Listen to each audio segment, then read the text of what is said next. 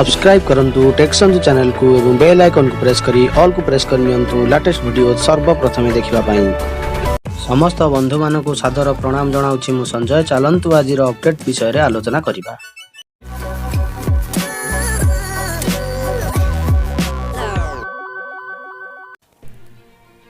आजिर प्रथम अपडेट रही माध्यमिक शिक्षा परिषद ओडिशा कटक तरफ होता एक विज्ञप्ति नंबर रही 136 डेट रही 8/2/2021।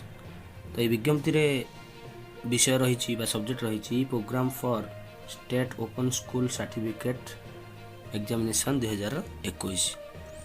स्टेट ओपन स्कूलिंग जो सर्टिफिकेट एग्जामिनेशन रही तार प्रोग्राम गुड़िक विषय विज्ञप्ति प्रकाश पाई। एतद्वारा समस्त अवगति निमंते जणाई दिया राज्य मुक्त विद्यालय प्रतिष्ठान परीक्षार्थी state open school certificate examination 2021 fast परीक्षा निम्न कार्यसूची अनुसार अनुष्ठित हेब। पेंटिंग एवं होम साइंस परीक्षा व्यतीत अन्य विषय गुड़िक परीक्षा प्रत्येक दिन सकाळ 8टारू आरंभ हो 10टारे शेष हेब। पीटी और एचएस रो प्रैक्टिकल परीक्षा संपृक्त परीक्षा केंद्र मानकर अनुष्ठित हेब। केवल एमटी परीक्षा 10:15 रे शेष हेब। तो देखिबा प्रोग्राम को डेट रे कोन रही। Fresh and back fast sitting 8 AM to 10 AM रही 3/5/2021 मंडे। सब्जेक्ट रही ओडिया तेलुगु उर्दू। 4/5/2021 मंगलवार। Painting PT theory 8 AM to 9 AM 1 घंटा। 5/5/2021 बुधवार रही इंग्लिश। 6/5/2021 गुरुवार रही होम साइंस थियोरी पेपर परीक्षा हेब 8 AM to 10 AM 8टा 10टा। 7 तारीख रही 7/5/2021 शुक्रवार हिंदी। 8/5/2021 शनिवार रही संस्कृत व संस्कृत। 9/5/2021 संडे रविवार दिन रही पेंटिंग प्रैक्टिकल रही हेब 8टारू 10टा 10:30 पर्यंत। 10/5/2021 मंडे मैथमेटिक्स गणित। 11/5/2021 मंगलवार होम साइंस रो प्रैक्टिकल एग्जाम रही 8टारू 9टा सकाळ। 12/5/2021 बुधवार रही साइंस। 13/5/2021 गुरुवार रही इंडियन कल्चर एंड हेरिटेज एवं 15/5/2021 रही शनिवार रही सोशल साइंस। ये रहा आमर प्रोग्राम परीक्षा सूची। परीक्षार्थी माने पीटी और एचएस व्यतीत अन्य समस्त विषय पार्ट 1 ऑब्जेक्टिव और पार्ट 2 सब्जेक्टिव रे परीक्षा देबे। पीटी और एचएस रो परीक्षा पूर्व वर्ष भली अनुष्ठित हेब। पार्ट 1 ऑब्जेक्टिव प्रश्नर उत्तर ओएमआर आंसर शीट रे एवं पार्ट 2 रो सब्जेक्टिव प्रश्नर उत्तर क्वेश्चन कम आंसर बुकलेट रे देबाकू हेब। तो part 1 objective question T A वर्ष ओएमआर शीट रे आंसर देबाक पड़िबो एवं पार्ट 2 टी रही क्वेश्चन संगे रही आंसर देबा पई कहैछि। 7:45 AM रे उभय पार्ट 1 ऑब्जेक्टिव ओ पार्ट 2 सब्जेक्टिव प्रश्न पत्र बंटा जिवो। पार्ट 1 ऑब्जेक्टिव रो परीक्षा सकाळ 8टारू 9टा एवं पार्ट 2 सब्जेक्टिव रो परीक्षा 9टारू 10टा पर्यंत हेब। केवल एमटी परीक्षा 8टारू 9टा पर्यंत 9:15 पर्यंत चलिबो। एससी एवं एसएस विषय रे फ्रेश परीक्षार्थी न्यू कोर्स एवं बैक परीक्षार्थी ओल्ड कोर्स प्रश्नपत्र अनुसार परीक्षा देबे। अन्य विषय रे उभय कैटेगरी परीक्षार्थी प्रश्नपत्र समान रहिबो। द्वितीय अपडेट रही मैट्रिक परीक्षा सूची मे 3 ରୁ 15 जाए हेब परीक्षा। देखिबा केउ दिन केउ सब्जेक्ट रही। समय रही प्रत्येक दिन सकाळ 8टारू 10टा। केवल गणित रे सकाळ 8टारू 10:15 पर्यंत परीक्षा हेब। मे 3 सोमवार रही प्रथम भाषा ओडिया। मे 5 बुधवार रही द्वितीय भाषा इंग्राजी। मे 7 शुक्रवार रही तृतीय भाषा हिंदी। मे 8 तारीख शनिवार रही तृतीय भाषा संस्कृत। मे 10 सोमवार रही गणित। मे 12 तारिख रही बुधवार साधारण विज्ञान एवं मे 15 शनिवार रही सामाजिक विज्ञान। कटक चलित वर्षर मैट्रिक रेगुलार एवं एक्स रेगुलार परीक्षा सूची आज प्रकाश पाई। एने आज माध्यमिक शिक्षा परिषद बोर्ड पक्षर विज्ञप्ति जारी होती। विज्ञप्ति अनुसार आसंता मे 3 तारिख परीक्षा आरंभ हो मे 15 तारिख शेष हो। प्रतिदिन केवल गोटे सिटिंग रे सकाळ 8 टा 10टा पर्यंत परीक्षा चलिब। केवल गणित परीक्षा पाई अधिक 15 मिनिट समय परीक्षार्थी को दिया जायछि। परीक्षार्थी माने परीक्षा आरंभ होबार अध घंटाए पूर्वर परीक्षा केन्द्र रे पहुँचे। तो 8टारे परीक्षा आमर स्टार्ट हम पिला परीक्षार्थी मानक 7टा 7:30 आसी परीक्षा केन्द्र में पहुँचा पड़ो। परीक्षार्थी मानक सकाळ 7:45 मिनिट उभय संक्षिप्त उत्तरमूलक एवं दीर्घ उत्तरमूलक बा सब्जेक्टिव प्रश्नपत्र बंटाଯିब। ऑब्जेक्टिव परीक्षा सकाळ 8टारू आरंभ हो 9टा पर्यंत चलिब। सेहीपरि सब्जेक्टिव परीक्षा सकाळ 9टा ठारू आरंभ हो 10टारे शेष हो।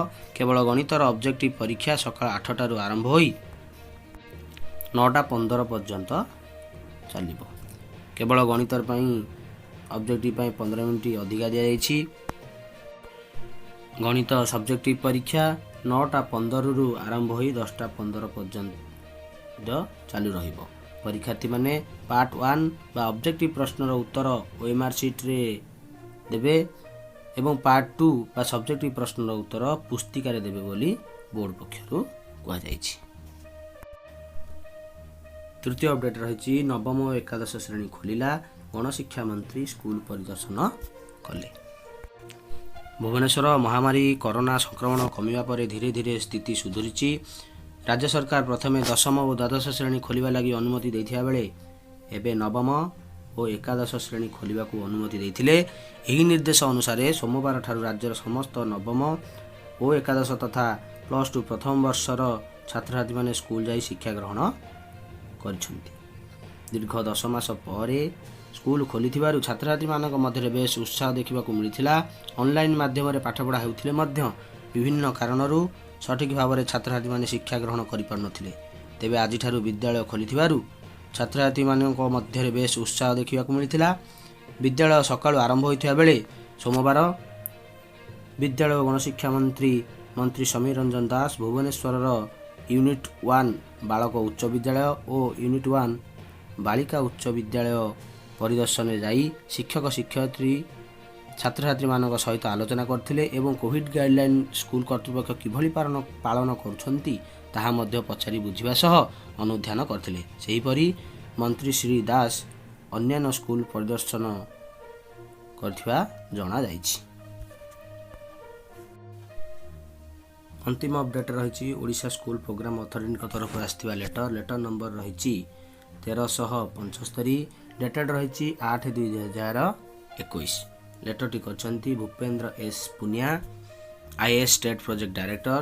लेटरटी कराई to all district education officers to all the district project coordinators Samagra Shiksha Odisha. Letter रे सब्जेक्ट रही utilisation of funds under fit India. Fit India under रे थिबा समस्त फंड को यूटिलाइजेशन पाई लेटरटी कराई। रेफरेंस नंबर रही OSEPA letter number 431 dated 12/1/2021। Madam sir, in inviting a reference to the subject cited above, I am to inform you that PAB 2021 JOI New Delhi have approved an amount of Rs 1 lakh for districts for Fit India campaign।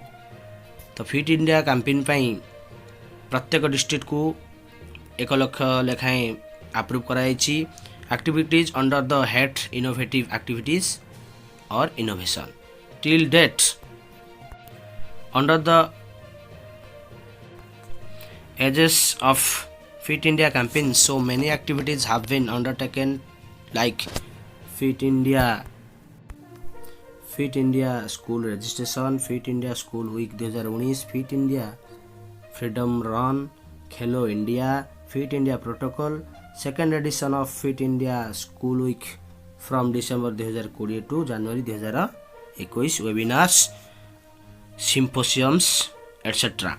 to recognize the efforts and contribution of schools, teachers and students to make Fit India program a successful one. It has been proposed to our best performing schools in form of certificates and cash prize of Rs 1000 for schools, maximum 50 to 60 schools. तो प्रत्येक school को किसी certificate बा best performing school पाई certificate एवं school पाई 1000 टंका लेखाएं प्रत्येक school को पुरस्कार दिया जिवो। मैक्सिमम सर्वाधिक 50 60 स्कूल अवार्ड पाई परिबे।